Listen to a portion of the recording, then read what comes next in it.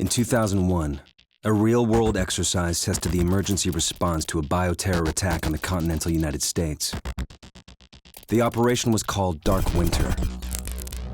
Within just a few days, the simulation spiraled out of control. The operation predicted a rapid breakdown in essential institutions, civil disorder, and massive civilian casualties. Dark Winter has revealed how vulnerable we've become. Our lifestyle, our security, our safety depends on a delicate and unstable economy. We've created a system so complicated that we no longer understand how to control it. Oil, power, shipping, transport. We live in a complex world. And the more complex it gets, the more fragile it becomes.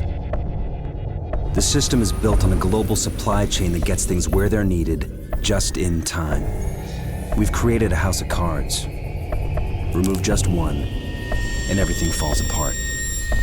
And what's fueling this system? Money. Americans can spend $90 billion in a single day of shopping. Last year, 200 million people swarmed their local stores on November 23rd. We call that day Black Friday. Did you know that a flu virus can survive on the surface of a banknote for up to 17 days? One day, there will be a pandemic. It could begin during the crush of Black Friday sales. A pathogen will jump from tainted banknotes to human skin, onto food, toys, children, and loved ones. By the time patient zero feels the first sore throat, millions of people will already be infected. From this point, the breakdown will happen fast. Day 1, hospitals will reach capacity. Panic will strike. Day 2, quarantine zones will be established. Resources will be rationed. Transport will go into lockdown. Day 3, international trade will stop. The oil will dry up. The stock market will collapse. Day 4, the power will fail. The shelves will be empty. The taps will run dry. And once hunger and despair take hold, people will do anything for survival. By day 5, everyone will be a potential threat.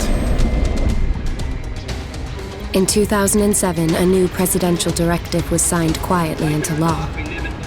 This maps out the government's response to a crisis, a plan to cope with a real dark winter.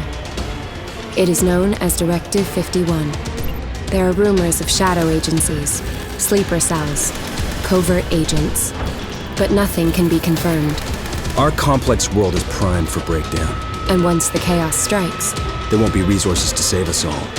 The only question left is, what will it take to save what remains?